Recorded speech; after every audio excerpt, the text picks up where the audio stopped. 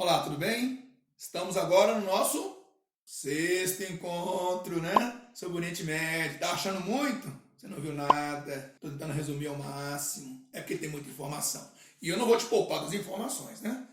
Poderíamos fazer uma coisa mais sucinta, mas eu quero que você tenha o máximo de informações. Como estamos num canal, você vai poder voltar, vai poder parar, né? Tenha paciência. Entender o Oriente Médio não é fácil, né? Vamos lá, na nossa caminhada, né? Bom, no nosso último encontro a gente falava, estamos falando um pouco de Israel, da trajetória dos processos de paz com os palestinos, né? E aí a gente vai inserindo informações, né? Tanto a gente fala da era do Bush, da invasão do Afeganistão e do Iraque, tive que fazer retroceder um pouquinho na Guerra Civil Libanesa para lembrar a figura do Sharon, que invadiu em 82 o sul do Líbano. Quer dizer, embora estamos trabalhando a trajetória do palestino e do judeu, nós estamos inserindo conflitos, né? Assim como já falamos da guerra Irã-Iraque, da Primeira Guerra do Golfo, né? Então, não fique confuso com tanta informação, porque tem uma linha de tempo que nós estamos seguindo, mas eu preciso inserir nessa linha informações para que você vá compreendendo a complexidade desse tema na região, ok? Então, retomando, a gente tinha falado, terminamos o nosso último encontro falando da chegada de Netanyahu, né? Benjamin Netanyahu ao poder em 2009. Ele já tinha governado de 96 a 99 e agora ele volta ao poder. Ele é do Likud, né? E o Likud volta ao poder em 2009, coincidindo também com a chegada de Obama ao poder. Obama foi eleito depois da crise global de 2008, a famosa crise dos mercados imobiliários americanos, a crise do subprime, né, dos mercados imobiliários, que varreu o mundo inteiro, né? E Obama tinha uma promessa de campanha, né, o Nós Podemos, né, que é recuperar a economia americana. E ele até se esforçou e conseguiu avançar bastante. E uma promessa dele era deixar as guerras, né? O Bush tinha sido muito criticado por levar os Estados Unidos a duas guerras simultâneas, os gastos, a política monetária americana que finda levando, né, frouxa, né, que finda levando a crise de 2008, que arrastou o mundo todo. E aí o Obama tem essa promessa, então, de ter o famoso soft power, né? Quer dizer, uma política externa, pisar no freio da política externa americana em termos de intervenção, de agressividade, de gasto, algo mais multilateral, mais dialogado, né? Essa é a promessa, né? Não vamos achar que o Obama vai para o céu, né? Ele, como presidente dos Estados Unidos, tem atitudes também que são bastante questionáveis, né? Por exemplo, o uso excessivo de ataques por via de drones, né? Não ter intervido com mais força na guerra da Síria para evitar os problemas humanitários, né? Ao mesmo tempo autorizou uma intervenção da OTAN, esteve por trás da articulação dessa intervenção na Líbia, quer dizer, 2 pesos, 2 medidas. Então, assim, não vamos ser ingênuos, né? Mas o Obama, na sua era, baixou um pouco mais o nível de intervencionismo americano, até para economizar, né? E para investir na recuperação da economia. E aí ele vai tentar restabelecer acordos de paz entre judeus e palestinos, né? Tanto através da Hillary Clinton, que foi sua secretária de Estado no primeiro mandato dele, né? E o John Kerry, que foi o secretário no segundo mandato dele, né? Ambos tentaram, né, retomar as negociações de paz. Porém, Obama vai encontrar em Israel um grande opositor à sua política, que é Netanyahu. Netanyahu não vai engolir essa política menos agressiva, mais pacifista, né, vamos chamar assim, do Obama. Não vai aceitar o acordo nuclear com o Irã, né? Você sabe que em 2015 foi fechado um acordo nuclear aprovado por Estados Unidos, Rússia, China, Grã-Bretanha, França e Alemanha, né? Esses 6 países aprovaram um acordo, e a ONU também estava articulando tudo isso, um acordo para que o Irã interrompesse seu programa nuclear para fins de armas, né? Transformasse seu programa nuclear num programa para fins pacíficos, como o Irã sempre disse que foi, né? Embora Israel e Estados Unidos não acreditem. E aí o Netanyahu, na verdade, não queria esse acordo, né? Não aceitava. Assim como os republicanos criticaram muito lá nos Estados Unidos o Obama, né? Tanto que Trump, ao assumir, saiu do acordo, né, com o Irã. E aumentou mais a tensão com o Irã na era do Trump, você sabe disso, né? Então, o que aconteceu? Então, o Obama não encontrou um terreno muito fácil para caminhar para um processo de paz. Netanyahu até tentou ali, na era do Obama, alguma negociação, mas ela não avançou, né? Principalmente porque o Netanyahu aprovou novos assentamentos judeus na Cisjordânia, casas judaicas na porção árabe de Jerusalém, né? Quer dizer, Netanyahu não contribuiu muito para pacificar as relações com os palestinos, né? Os palestinos divididos, né, entre Hamas e Fatah, romperam, né? Israel passa a fazer um cerco a Gaza, inclusive Netanyahu em 2010 atacou um comboio de navios com ajuda humanitária vindo da Turquia, que tentaram furar o seu bloqueio, né? Deixou claro que não havia essa possibilidade. Em 2014, 12 e 14, mas 14 mais severamente, Netanyahu fará severos ataques a Gaza, em represália aos ataques do Hamas, né? Então, não vai haver um universo conspirando a favor deles naquele momento, infelizmente, né? E mais uma informação importante. Obama foi atropelado pela Primavera Árabe, né? Você lembra da Primavera Árabe, né? Que eu já andei comentando aqui. Primavera Árabe é um conjunto de eventos que vai acontecer a partir do norte da África, inicialmente na Tunísia, né? De novo, estamos abrindo um parênteses aqui nessa cronologia de judeus e palestinos, tá? Primavera Árabe, ela começa no final de 2010, na Tunísia, né? E vai varrer o norte da África, aí eu estou falando de Tunísia, Marrocos, Mauritânia, Líbia, Egito, e vai entrar pelo Oriente Médio. E eu estou falando de Iêmen, Arábia Saudita, né, Emirados Árabes, vai passar pela Jordânia, vai passar pela Síria, onde vai provocar uma guerra civil, né? Até no Irã vai levantar tensões por lá e manifestações, né? Embora o Irã não seja árabe. Na Tunísia começa... Na verdade, os analistas acreditam que a Primavera Árabe tem a ver com a crise de 2008, a crise econômica de 2008, que varreu o mundo, né? E que se aprofundou em 9 e 10. E aí, desemprego, inflação, salário mínimo achatado, né? Somado à falta de liberdade, movido pelas redes sociais que permitiram maior comunicação entre os cidadãos, jovens principalmente, os mais afetados pela crise e pelo desemprego, sempre lembre-se disso, né? E diante desse cenário todo, governantes que estavam no poder há décadas, né? E que não conseguiam dar uma solução para aquilo. Então, a junção de todos esses elementos provoca uma explosão de manifestações nesses países que levará à queda de vários líderes, né? Na Tunísia é famoso o estopim da crise, né? A Tunísia é o primeiro caso, que é quando um rapaz que teve seu material de trabalho apreendido, vendia frutas num carro de verduras, né? E como não tinha autorização da prefeitura, teve seu material apreendido, ele vai protestar na frente da prefeitura, não é recebido por ninguém, toca fogo no próprio corpo, né? O Mohamed Bouazizi, né? E no seu velório, no seu enterro, as manifestações ganham corpo, né? Então, o suicídio desse rapaz, lá na Tunísia, é a faísca que incendeia esse barril de pólvora, né? E aí as manifestações vão levar à queda do Ben Ali, né? Que era o presidente da Tunísia há décadas, e ele vai findar deixando o país, e a Tunísia vai fazer uma transição, sempre complicada, essa transição nunca é fácil, mas ao final eles conseguiram ser bem-sucedidos, né? Tanto que a Tunísia vencerá 4 organizações da Tunísia, uma ligada aos trabalhadores, outra ligada aos empresários, outra ligada à Ordem dos Advogados e outra ligada aos direitos humanos, será vencedor de um Prêmio Nobel da Paz, né? Pelo sucesso da transição. Porém, essas manifestações elas vão repercutir em outros lugares e nem sempre serão bem-sucedidas, que é o caso do Egito, que levou à queda do Hosni Mubarak, o sucessor do Anwar Sadat, lembra que ele foi assassinado em 81? Então, o Hosni Mubarak é o seu sucessor, estava no poder há 30 anos, vai tentar reprimir as manifestações no Egito, não vai conseguir, tem sucesso, findará deixando o cargo, uma junta militar assume, convoca eleições, né? O Mohamed Morsi, da Irmandade Muçulmana, um civil, não um militar, vence as eleições, mas com menos de 2 anos no cargo, novas manifestações vão derrubá-lo, o exército vai voltar a assumir o controle. Lembre que o exército está no poder desde Nasser, né?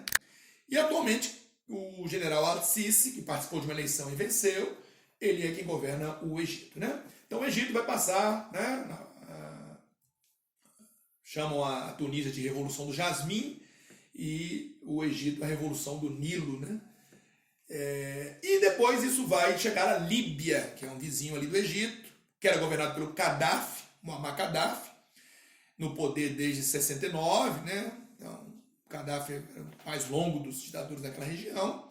Gaddafi vai resistir ao levante, entre grupos. Aí entra a questão sectária, tribal, né? As rivalidades tribais. E Gaddafi tentou resistir, começou duramente a reprimir tudo isso.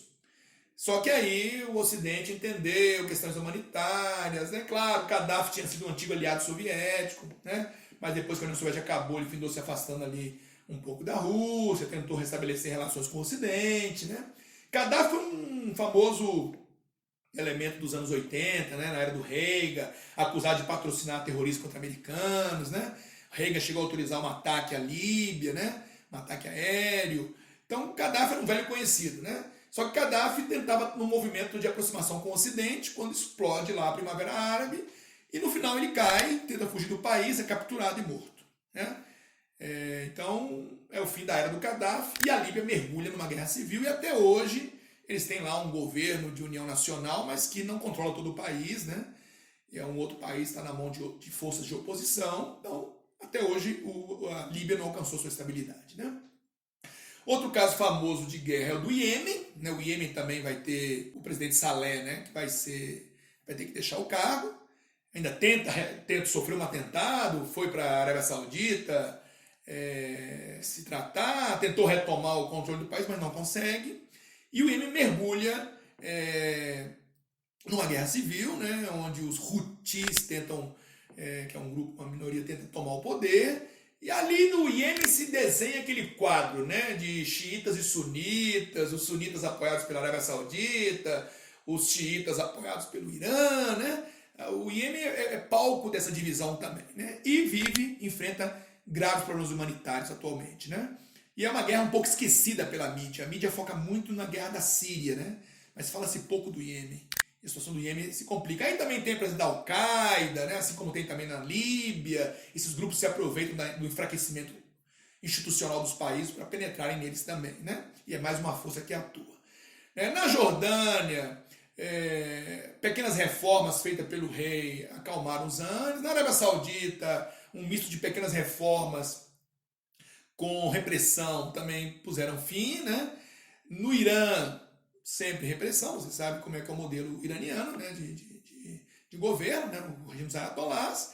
E por fim, nós temos o caso da Síria, que é um caso gravíssimo de uma guerra civil que calcula já matou 500 mil pessoas, 500 milhões de pessoas, né, e produziu milhões de refugiados, né, inclusive com impactos lá na Europa, a chegada desses refugiados, né, e que desorganizou profundamente a Síria, levando inclusive, num dado momento, ao avanço do Estado Islâmico também, né? Bom, então eu estou me referindo à Primavera Árabe para você entender que Obama ficou muito detido por esse evento, né? Isso sugou muita energia dele, né? De acompanhar esses eventos, as intervenções que foi necessário fazer. No caso da Síria, Obama financiou rebeldes contra o governo sírio, do Bashar Assad, né? Que tinha herdado o poder do pai, Hafez Assad. Uma família que está no poder há décadas também, né? E aí, eu falo, ali na Síria tem uma questão religiosa também, né? A família do Bashar al-Assad é alauíta. Os alauítas estão mais próximos dos xiitas. Por isso que o Bashar al-Assad tem apoio do Irã, né? E ele enfrenta a oposição dos sunitas. Os sunitas têm apoio da Arábia Saudita, que por sua vez se opõe ao Irã, né? E a Arábia Saudita tem apoio americano, o americano tem apoio de europeus, né? Então, esse grupo, né, ligado aos sunitas, apoiam os opositores a Bashar Assad. E Bashar Assad tem apoio do Irã, tem apoio do Hezbollah do Líbano, e passou, a partir de 2015, ter apoio também. Quer dizer, a Rússia sempre foi uma aliada da Síria, né? Mas a partir de 2015, Putin despacha força aérea para apoiar na guerra da Síria e faz com que o Bashar Assad ganha espaço. O Bashar Assad vinha perdendo terreno para a oposição, e aí ele passou a ganhar terreno a partir da chegada da Rússia. Muitos acham que o Obama fraquejou na Síria, né?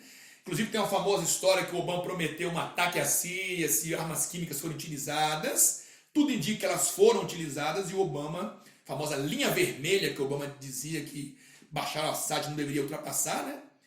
E Obama nada fez quando as armas foram utilizadas, né? Inclusive Trump utilizou isso na campanha, né, contra Hillary Clinton, né, nas eleições em que ele venceu. Por isso que Trump fará ataques à Síria, ataques pontuais, em 2017 e 2018, logo que a história do uso de armas químicas veio à tona novamente, né? Inclusive contraindo um pouco ali da aproximação entre, a princípio, entre Estados Unidos e Rússia no começo do mandato do Trump, né? Mas é isso. Então, o caso da Síria é um caso complexo, porque ele envolve esses dois polos, sunitas e alauítas, ligados aos xiitas, mas também envolve Estado Islâmico, né? Que o Estado Islâmico, só fazer um outro parênteses, você sabe que o Estado Islâmico ele nasce no Iraque, durante a invasão que Bush fez ao Iraque, né?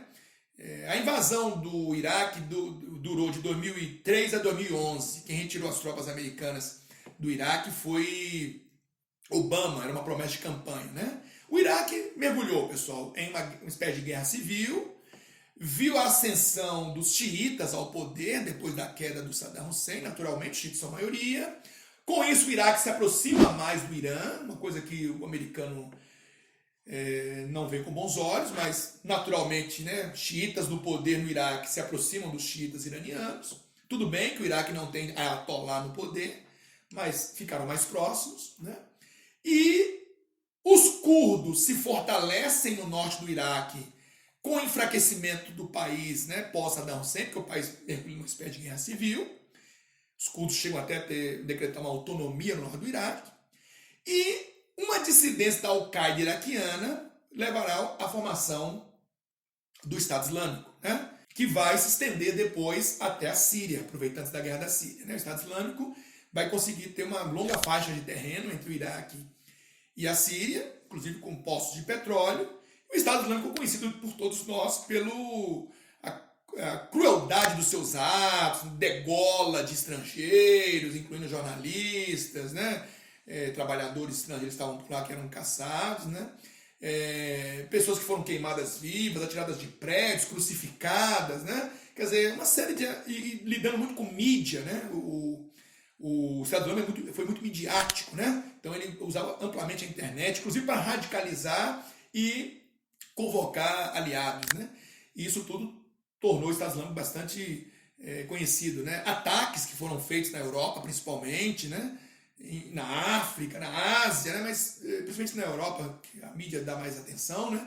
Então o Estado Islâmico, assim como a Al-Qaeda foi amplamente combatida no governo do Bush, né, após o 11 de setembro, enfraqueceu a Al-Qaeda, inclusive levando à morte do seu fundador, o Bin Laden, né, que em 2011, durante o governo do Obama, caçaram, né, e mataram o Bin Laden, no dia, que embora o corpo nunca tenha surgido, mas tudo leva a crer que ele morreu naquele ataque. O enfraquecimento da Al-Qaeda levou ao nascimento, a dissidência que seria o Estado Islâmico, do Bakr al-Baghdadi, né, que era o líder do Estado Islâmico, também conhecido como ISIS, né, e que foi morto recentemente, né, por um ataque americano. Então, o Estado Islâmico prosperou, tanto no Iraque como na Síria. Atualmente, depois de ampla campanha na era Obama contra o Estado Islâmico, né, ele encolheu bastante e foi decretado seu fim agora em 2019, né, embora ele ainda possa aparecer por aí com atentados. Mas o fato é que a guerra da Síria alimentou a expansão do Estado Islâmico, né? E a Síria também tem a questão dos curdos também, né, que se aproveitam, quem combate intensamente o Estado Islâmico em terra, inclusive, mas ao mesmo tempo os curdos se opõem ao governo, porque querem autonomia lá na Síria também, e o vizinho Turquia se incomoda muito com essa autonomia curda no norte do país, na fronteira com a Turquia, porque metade dos curdos vivem na Turquia, onde tem o PKK curdo, o Partido Trabalhista Curdo, que é um grupo terrorista, segundo a avaliação do governo, né? Inclusive agora que Trump está anunciando que vai sair da Síria, que não quer mais se manter nessa guerra, né? A Turquia andou atacando os curdos no norte da Síria, né? Quer criar uma faixa de segurança sem curdos, para onde quer repatriar refugiados, né? Então é uma situação delicada na Síria, porque ela envolve vários grupos, né? Governo, oposição, curdos, Estado Islâmico, né? E então, por isso que a guerra é tão duradoura. E é um país interessante, né? A Rússia tem muito interesse na Síria, que é mais uma saída para os mares quentes ali do Mediterrâneo, né? Oleodutos, gasodutos. Então, não é um país fácil de você compreender, né? Mas é uma guerra bastante sangrenta que tem acontecido ali, né? E que findou engolfando o governo do Obama, né? Então, pessoal, durante o governo Obama, ele teve que se deparar com a Primavera Árabe, guerra civil na Síria e no Iêmen e na Líbia, né? As tentativas dele de aproximar judeus e palestinos frustraram, né? Os palestinos, sem opção, findaram apelando para um outro caminho, que foi buscar a ONU e pedir à ONU um reconhecimento do Estado palestino. A ONU findou aprovando por ampla maioria um reconhecimento de Estado observador não membro em 2012. Os palestinos comemoraram muito, porque com isso eles já podem recorrer a agências da ONU, Tribunal Penal Internacional, né? Embora seja um Estado não membro, né? Mas ficou patente que o mundo como um todo, em sua grande maioria, reconhece a existência dos palestinos, né? Então foi, em meio a tantas derrotas recentes, foi uma vitória palestina comemorada, né? Outra coisa, o Hamas e o Fatah voltaram a se aproximar em 2017 e planejam conjuntamente poder administrar aquelas regiões, né? Então, houve uma trégua entre os dois grupos, então isso também foi um avanço naquela área, né? Ao mesmo tempo, a manutenção de Netanyahu no poder nesses anos todos, desde 2009, né? O parlamento de Israel, Knesset, aprovou que o Estado de Israel é um Estado exclusivamente judeu, quando na verdade ele é um Estado composto também por árabes, que Jerusalém é indivisível, né? Então isso também chateou muito os árabes, e que a língua oficial é o hebraico, desprezando a presença dos árabes, tornando eles cada vez mais subcidadãos, né? Ampliando cada vez mais esse apartheid que existe, né? Então, isso tudo, mais os assentamentos, tudo isso, mais a intransigência de Israel, tudo isso dificulta muito a aproximação entre eles. Então veja, infelizmente, os acordos de paz dos anos 90 ficaram no passado mesmo, né? O ano passado eles completaram 2 décadas e meia desse acordo, né? E infelizmente esses acordos ficaram no caminho, né? Outros eventos foram atropelando também. E então, mais recentemente, né, a situação do Netanyahu se complicou. O ano passado, em 2019, ele passou por 3 eleições tentando se eleger, e nas 3 vezes ele não teve maioria no Congresso. Por fim, agora em 2020, ele conseguiu fazer uma aliança com o Benny Gantz, né, que é estava rivalizando com ele. Os dois resolveram fazer um governo de coalizão, um acordo, para poderem governar. E aí decidiram que vão governar, um vai governar a primeira etapa do mandato, que é o Netanyahu, que tem acusações de corrupção contra ele lá, inclusive, até para escapar por enquanto dessas acusações, e o Ben Gantz vai governar o restante do mandato, né, em 2 etapas, né? Só assim chegaram a um consenso. Israel também está dividido lá entre Likud e o Partido Azul e Branco, que é o Partido Gantz, né? Então há uma divisão também dentro do governo de Israel, né? E recentemente, desde que o Trump chegou, né, ao poder nos Estados Unidos, também não tem contribuído muito, né, para a paz lá entre eles. Por exemplo, né, o Trump admitiu que Jerusalém é indivisível, ele mudou a embaixada dos Estados Unidos de Tel Aviv para Jerusalém, né? Ele admitiu que as colinas de Golã da Síria, né, que Israel anexou em 67 na Guerra dos 6 Dias, ele admitiu que é território judeu, né? Então, assim, as decisões do Trump, né? Agora ele trouxe aí uma proposta, agora recentemente esse ano, 2020, trouxe uma proposta de paz, que ele disse que é uma proposta histórica, né, de paz, mas uma proposta que não contou com a presença dos palestinos na negociação, então os palestinos não aceitam, admitindo a presença dos assentamentos judeus, né, lá na Cisjordânia, no oeste do Jordão, né, admitindo que Jerusalém é indivisível, né? E prometendo que se os árabes aceitarem tudo isso, vai ter uma ajuda bilionária para um futuro Estado palestino, defendendo 2 estados, segundo ele, né? Mas nessas circunstâncias, né? Então, assim, foi considerada uma proposta unilateral dos Estados Unidos com Israel para o palestino, né? Não houve presença palestina, né, nas negociações. Então, não deve avançar também. Provavelmente Trump está jogando para a campanha de reeleição dele, dizendo que apresentou uma proposta de paz para a região, né? Você sabe como é que funciona bem o estilo do Trump, né? E depois que ele assumiu, ele já abandonou alguns acordos, inclusive o acordo com o Irã.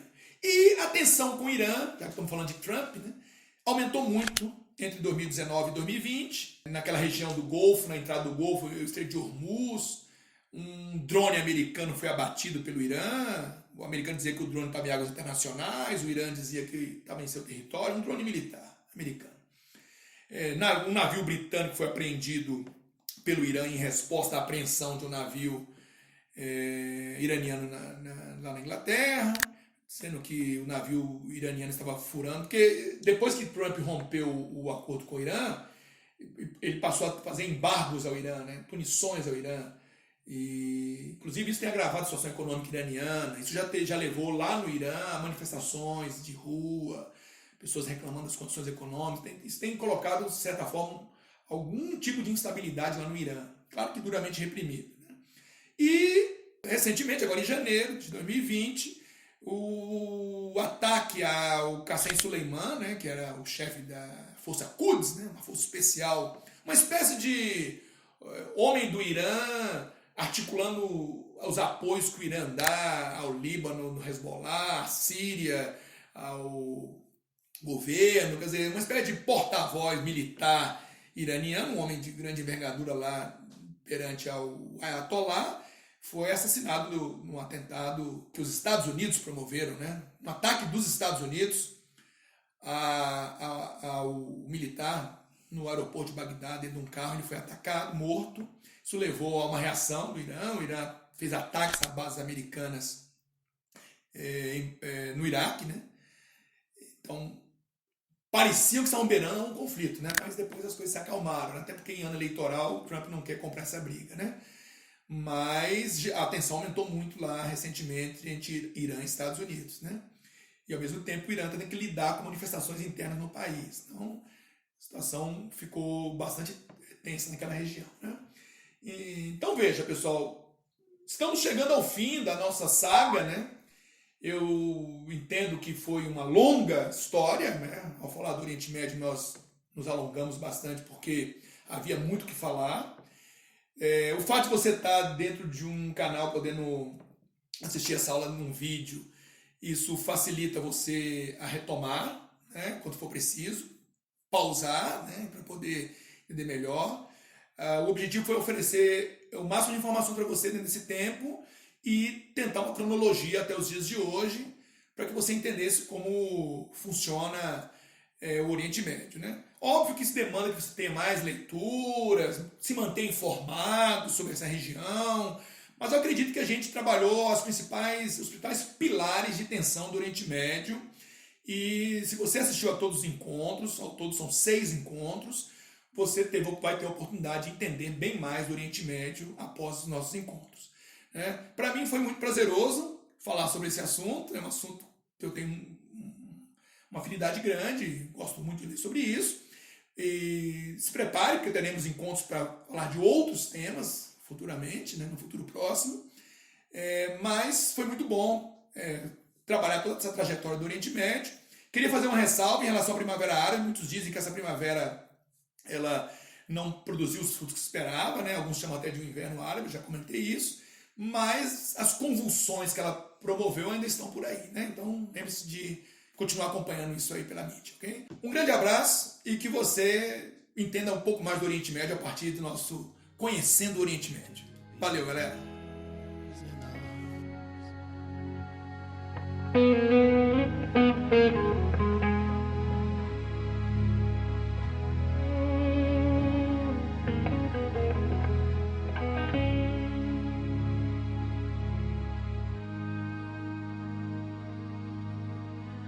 Through these fields of destruction, baptisms of fire, I've witnessed your suffering as the